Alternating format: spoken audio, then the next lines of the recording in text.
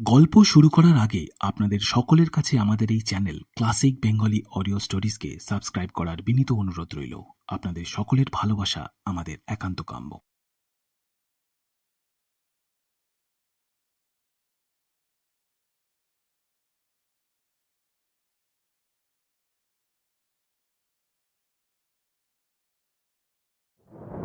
Classic Bengali audio stories, এবার একটু গল্প হোক।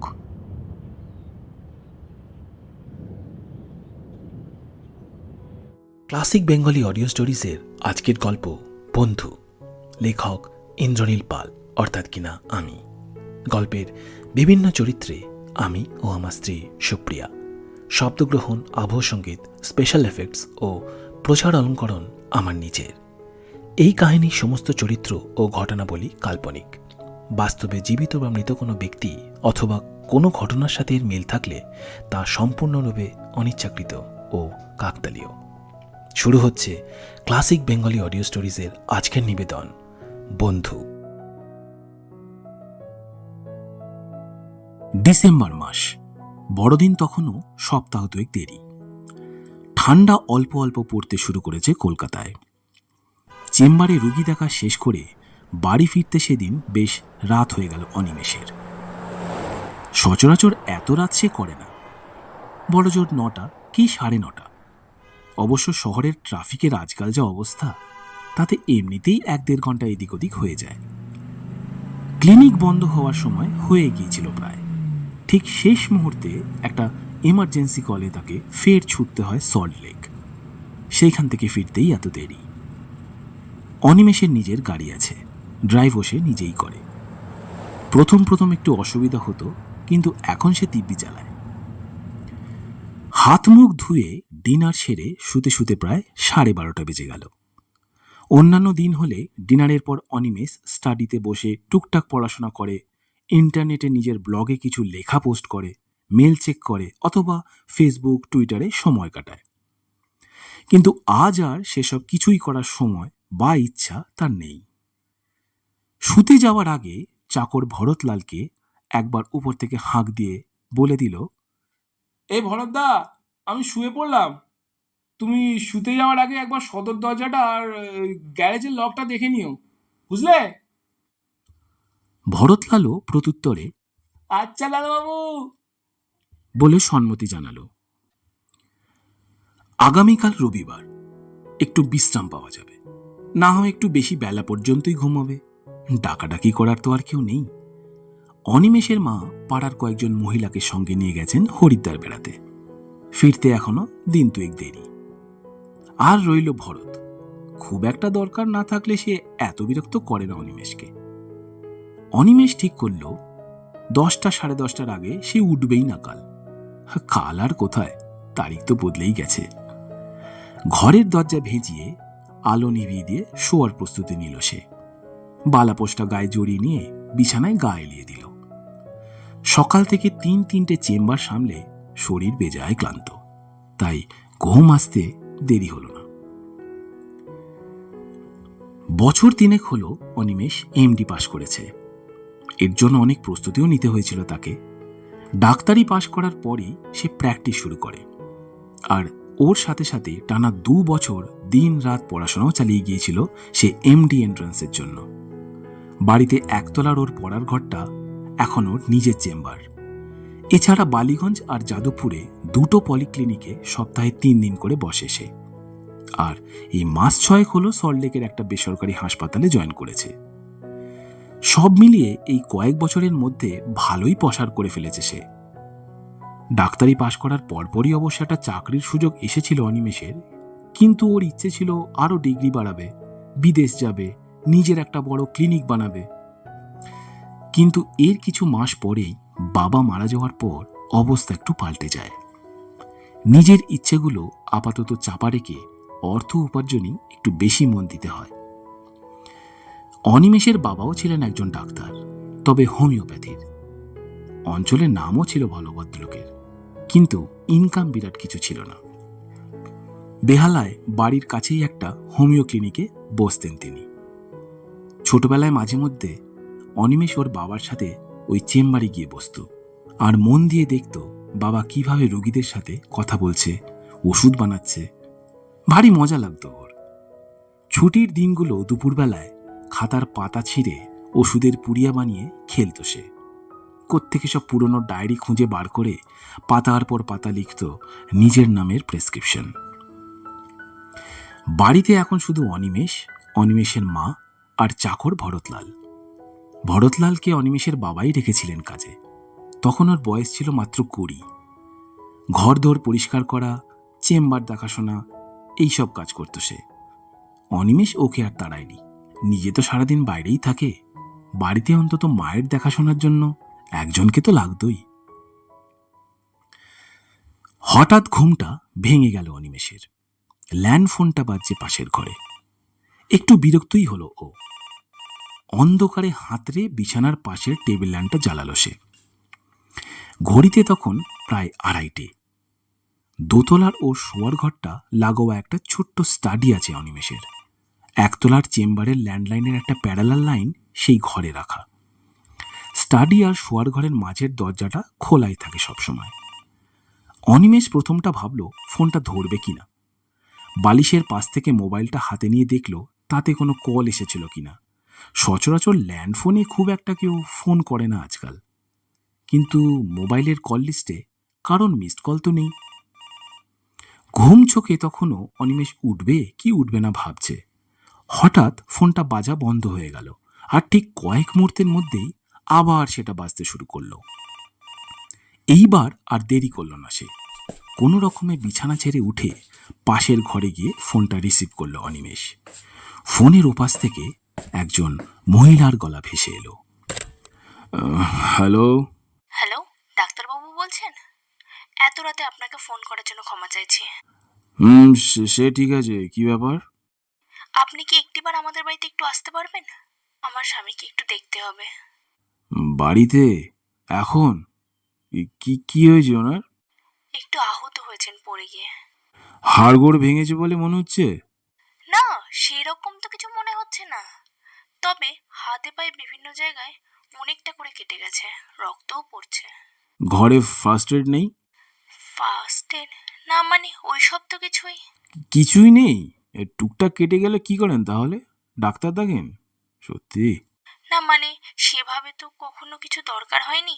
বলছি আপনি যদি দয়া করে একটিবার আসতে পারেন তো খুব উপকার হয়। সে তো যেতেই পারি, কিন্তু এই ধরনের ছোটখাটো ব্যাপারে এত রাতে বাড়িতে গিয়ে দেখাটা একটু মুশকিল। সিরিয়াস কিছু হলে না হয়। না না, উনি বেশ গুরুতর আহত হয়েছেন। না হলে এত রাতে আপনাকে ফোন করে বিরক্ত করতাম না ডাক্তারবাবু। অনেক রক্ত পড়ছে, ও বলছে খুব যন্ত্রণাও করছে। তাহলে তো হাসপাতালে নিয়ে যাওয়া উচিত ছিল। সেরকম গুরুতর আঘাত হলে তো আমি কিছুই করতে পারবো না। হাসপাতালে? আপনি আসতে পারবেন না ডাক্তারবাবু? কোন বাড়ি থেকে বলছেন? নতুন পাড়া, ওই বেনিমাধব পল্লীর দিঘিটা থেকে আর একটু দূরে। ওই প্লাস্টিক কারখানাটা আছে না? ও বাবা, সে তো অনেকটাই রাস্তা। এত রাতে কোনো রিক্সাও তো পাবো না। আমি যাবোটা কি করে? আর চিনতেও তো পারবো না। আমার ছেলে না হয় একটু এগিয়ে যাচ্ছে, মানে সাইকেলে যদি আপনার অসুবিধা না হয়। আসলে বড্ড বিপদে পড়েই আপনাকে। ভারী মুশকিলে ফেললেন। ওখানে আশেপাশে কোনো ডাক্তার পেলেন না? না ডাক্তারবাবু, কাউকেই সেভাবে পেলাম না। টেলিফোন নাম্বারও কারণ নেই, শুধু আপনারটাই আছে। উনি দিলেন, বললেন বন্ধু হন আপনি। বন্ধু? কি নাম আপনার স্বামীর? অসিত সমাদ্দার। ভদ্রমহিলাকে ওনার ছেলেকে এগিয়ে আসতে বলে ফোনটা রেখে দিল অনিমেষ। অসিত অনিমেষের ছেলেবেলার বন্ধু। স্কুলে ওরা একসাথে পড়তো। গুটি কয়েক বন্ধুর মধ্যে অনিমেষের সবচেয়ে ভালো বন্ধু ছিল এই অসিতই। দুজনে সবসময় ক্লাসে পাশাপাশি বসতো, একসাথে টিফিন খেত। অসিত পড়াশোনায় অনিমেষের থেকে ভালো ছিল। দারুণ আঁকার হাত ছিল ওর, আর সেই রকম সুন্দর হাতের লেখা। সব মাস্টার মশাইরা দুজনকেই ভীষণ ভালোবাসতেন। তবে মাধ্যমিকের পর তার সাথে আর দেখা হয়নি। সেও অবশ্য কোনো খোঁজ করেনি তার বন্ধুর। উচ্চ মাধ্যমিকে অন্য স্কুল, তারপরে 1 বছর জয়েন্ট এন্ট্রান্সের প্রস্তুতি, এরপর ডাক্তারিতে ভর্তি, এমডি, প্র্যাকটিস। অনিমেষ মনে মনে হিসাব করে দেখল প্রায় 15-16 বছর আগে শেষবার তার দেখা হয়েছিল অসিতের সাথে। এতগুলো বছর সে কি করেছে, এখনই বা কি করছে, কিছুই জানে না অনিমেষ। অসিতের বাড়ি যদ্দূর মনে পড়ে ঠাকুরপুকুর এলাকায় ছিল। সেখান থেকেই এই অঞ্চলে এসে কবে যে এসেছে সে খবরও অনিমেষের কাছে ছিল না। একবার সে ভাবল গাড়িটা বের করবে, কিন্তু গ্যারেজ খোলা বন্ধ করা বেশ ঝক্কি। ব্রিফকেসটা গুছিয়ে নিয়ে গায়ে পুল ওভারটা চাপিয়ে নিল অনিমেষ। বেরোনোর আগে ভরতলালকে ঘুম থেকে ডেকে তুলে দিয়ে বলল যে সে কিছুক্ষণের মধ্যেই ফিরে আসবে। ভরতলালও সঙ্গে যেতে চাইছিল, কিন্তু অনিমেষ নিজেই বারণ করল। বাইরে মোটামুটি ঠান্ডা আছে, রাস্তা একেবারে শুনশান। ল্যাম্পপোস্টগুলোর আলোর নিচে পাতলা কুয়াশার চাদর দেখা যাচ্ছে। মোড়ের মাথায় পাড়ার কয়েকটা কুকুর কুণ্ডলি বাগিয়ে ঘুমোচ্ছে। অনিমেষ হাঁটা লাগালো। কিছুটা এগোতেই সে দেখল দূর থেকে একটা ছেলে খুব জোরে সাইকেল চালিয়ে হন্তদন্ত হয়ে তার দিকে এগিয়ে আসছে। কাছে এসে দাঁড়াতেই ছেলেটি হাঁপাতে হাঁপাতে বলল, ডাক্তারবাবু, তুমি আমাকে চেনো? বাড়িটা চিনি, হাতে ওই ব্যাগটা দেখে আন্দাজ করলাম। এত তাড়াতাড়ি এলে কি করে? পেয়ারা বাগান দিয়ে শর্টকাটে, আর বাকি রাস্তা তো পুরোটাই ফাঁকা। বাবা, ভয় করেনি তোমার? না, মা বলল তাড়াতাড়ি যেতে, তাই। বেশ, এখন চলো। তুমি পেছনে বসে আমার ব্রিফকেসটা ধরে থাকো, আমি চালাচ্ছি। তুমি তো হাঁপাচ্ছ দেখছি। অসিতের বাড়ি এখান থেকে প্রায় কিলোমিটার 4 তো হবেই। ছেলেটিকে পেছনে বসিয়ে অনিমেষ ওর সাইকেলটা চালিয়ে নিয়ে গেল। রাতে চেনা পথগুলো কেমন যেন সব অচেনা মনে হয়, যদিও এইসব রাস্তায় বহু বছর হলো অনিমেষ আর আসেনি। যেতে যেতে ছেলেটির সাথে পরিচয় করল অনিমেষ। কি নাম তোমার? অভয় সমাদ্দার। কোন স্কুলে পড়ো?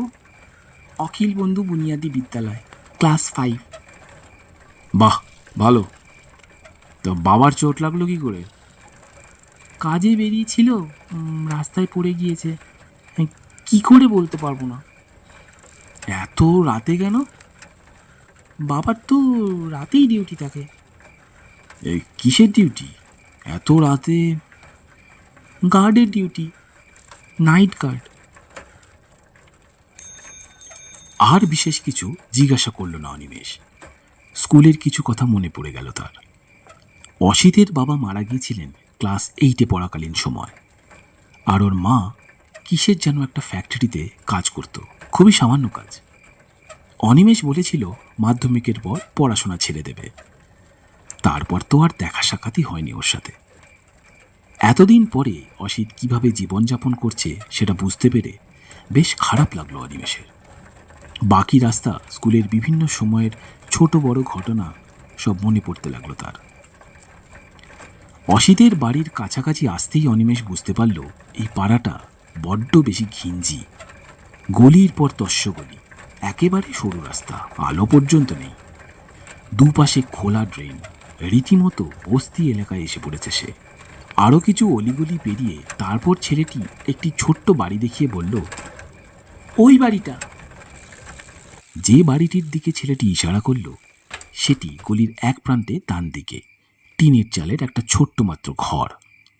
সামনে একটা ছোট দরজা আর একটা পাল্লা ভাঙা জানলা, ভিতরে একটা আলো জ্বলছে। এই কোথায় এসে পড়েছে সে? আশেপাশের লাগোয়া ছোট ছোট বাড়িগুলোরও সব একই দশা, জানলার দরজা বন্ধ, অন্ধকার। বাড়ির আশেপাশে ঘন ঝোপঝাড়, ড্রেনের নোংরা জলের গন্ধ আসছে নাকে। এইখানে থাকে অসিত? ছেলেটি তাড়াতাড়ি সাইকেলটি স্ট্যান্ড করে ঘরের দরজা খুলে ভেতরে ঢুকে অনিমেষকে ডাকল, আসুন ডাক্তারবাবু। ঘরটা নেহাতি ছোট। এক কোনায় একটা বিছানায় ওপাশ ফিরে গায়ে চাদর ঢাকা অবস্থায় শুয়ে আছে একটা লোক।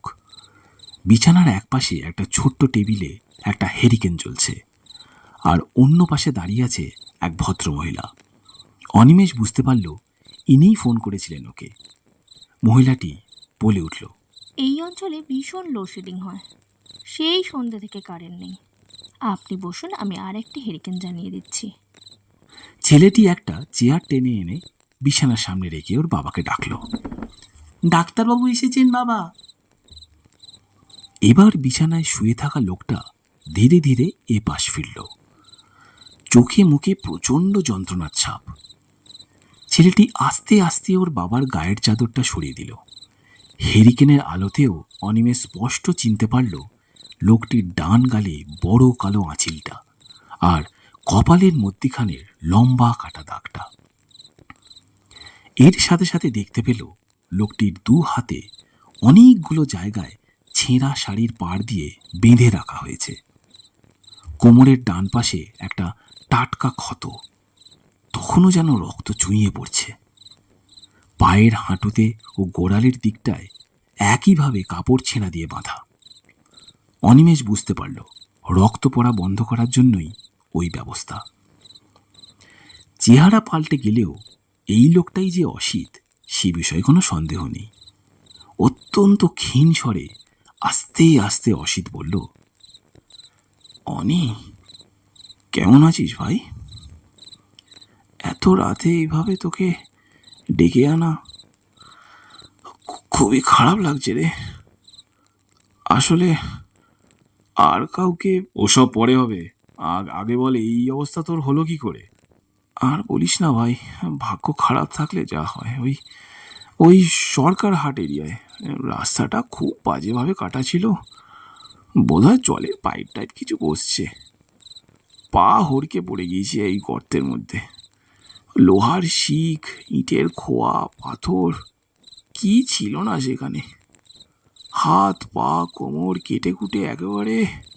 অনিমেষ পকেট থেকে ওর টর্চটা বার করে অসিতের হাতের পায়ের কাটার বাঁধনগুলো খুলে খুলে ক্ষত পরীক্ষা করতে লাগলো।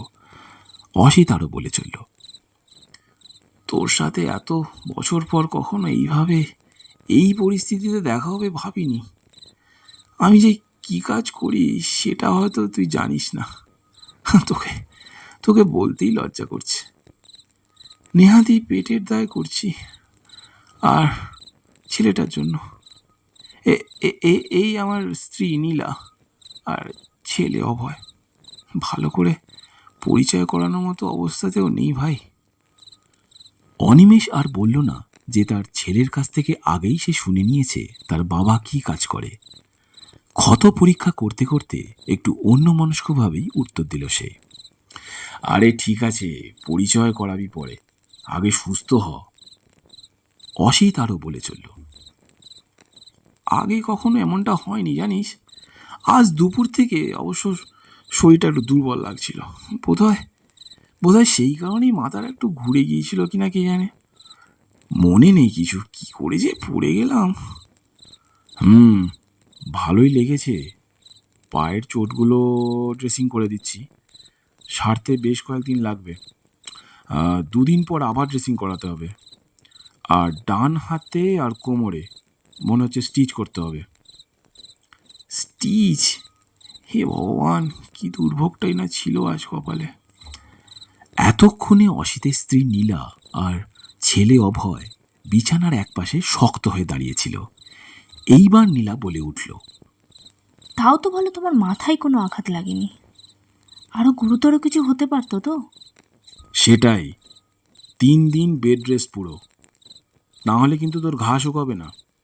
আর একটা টিটেনাস দিয়ে দিচ্ছি, আর কিছু ওষুধ লিখে দেবো, ওগুলো খেতে হবে। আমার কাছে কিছু রয়েছে এখন, সেগুলো দিয়ে যাব। অসিতের ডান হাতে 2টো আর কোমরে 5টা স্টিচ পড়ল, আর শরীরের বাকি ক্ষতগুলোর জায়গায় ড্রেসিং করতে আরও আধ ঘন্টা মতো সময় লাগলো অনিমেষের। এর মধ্যে আরও অনেকবার অসিত বিভিন্নভাবে তাদের এই অভাগা সংসার আর সে কি কাজ করে এই সব নিয়ে কথা বলে চলল। আর অনিমেষকে তার এখানে আসার জন্য অনেক ধন্যবাদ জানাতে থাকলো। অনিমেষ অবশ্য আর কোনো কথা না বলে চুপ করেই ছিল। ঘাড় নেড়ে সমবেদনা জানানো ছাড়া আর সে কী বা করতে পারত। সব কিছু সেরে অসিতের বাড়ি থেকে বেরিয়ে যাওয়ার সময় নীলা অনিমেষকে ডেকে বলল, ডাক্তারবাবু, আপনি আমাদের অনেক উপকার করলেন। সেই তুলনায় আপনার ফিটুকু আমরা দিতে পারলাম না। আপনি বোধহয় এতক্ষণে বুঝতেই পেরে গেছেন আমরা কেনই বা ওনাকে হাসপাতালে নিয়ে যেতে পারিনি, বা এত ডাক্তার থাকতেও কেনই বা আপনাকে বিরক্ত করলাম। আমাদের সামর্থ্য ছিল না। সংসারের অবস্থা তো দেখতেই পাচ্ছেন। আসলে আঘাতটা এতটাই গুরুতর ছিল যে আমি ভীষণ ভয় পেয়ে গিয়েছিলাম। আমার একটা শাড়ির অর্ধেকটা ভিজে গেছে। বেশ কিছুটা বাধ্য হয়ে ঠিক করি আপনাকে ফোন করব, না হলে হয়তো সেপটিক হয়ে কিছু একটা হয়ে যেতে পারতো। ওনার কাছে আপনাদের ছেলেবেলার অনেক গল্প শুনেছি, আজ আপনাকে দেখলাম। সত্যি এমন গুণী বন্ধু ভাগ্য করলেই জোটে। অনিমেষ এতক্ষণে চুপ করেছিল। এবার সে বলল, আচ্ছা, শুধুই কি সামর্থ্য দিদিভাই? আরও তো একটা বিশেষ কারণ ছিল, তাই না? কি জানেন, ডাক্তারের চোখে ফাঁকি দেওয়া একটু মুশকিল। অসিতের গায়ে হাত দিয়েই আমি প্রথমে বুঝে গিয়েছিলাম ওর সারা শরীরে চপচপে করে তেল মাখা ছিল, যেটা যেটা আপনি পুরোপুরি মুছে সাফ করতে পারেননি। আর ওর গায়ের ক্ষতগুলো, ওগুলো দেখে আমার ধারণা আরও স্পষ্ট হয়ে যায়। রাস্তার কোনো গর্তে পড়ে গিয়ে এই জিনিস হয় না, রীতিমতো দোতলা বাড়ির উচ্চতা থেকে মাটিতে পড়লে তবে এই ধরনের গভীর ক্ষত হতে পারে। খুব সম্ভবত পড়ে যাওয়ার সময় কোনো গাছের গায়ে ঘষ্টানি খেয়ে পায়ের আর এদিক ওদিক সব চোটগুলো লেগেছে। আর হাতে আর কোমরের আঘাতগুলো বোধহয় বাড়ির পাঁচিলে পুঁতে রাখা সব ওই ছোট ছোট কাঁচের টুকরোগুলোর কুতো, তাই না? আপনি ঠিকই বলেছেন, ওর মাথায় বিরাট একটা আঘাত লাগতে পারত, হয়তো মরেও যেতে পারত। যদি সম্ভব হয় এই কাজটা ছেড়ে দিতে বলুন। অন্য অনেক ভালো কাজ আছে যেটা ও পারবে, আর সে সামর্থ্য আমার বন্ধুরা আছে, আমি জানি। অসিতকে একটা ঘুমের ইঞ্জেকশন দিয়েছি। ও উঠলে কিছু বলবেন না যেন, আমি জেনে গিয়েছি, জানলে বেচারা কষ্ট পাবে। ঠিক আছে, আসছি তাহলে। আর বলছি, আরেকবার ওই সাইকেলটা পাওয়া যাবে কি? অনিমেষ দেখল ভদ্রমহিলার চোখের কোণে জল ছলছল করছে। অপ্রস্তুত হয়ে কোনো রকমে মুখটা ফিরিয়ে নিয়ে ঘরের মধ্যে ঢুকে গেলেন উনি। অনিমেষ শুনতে পেল উনি অভয়কে বলছেন, যা তো বাবা, একটু ডাক্তারবাবুকে এগিয়ে দিয়ে আর তুই সাবধানে যাস। ক্লাসিক বেঙ্গলি অডিও স্টোরিজে এতক্ষণ শুনছিলেন আমার লেখা একটি ছোট গল্প, বন্ধু।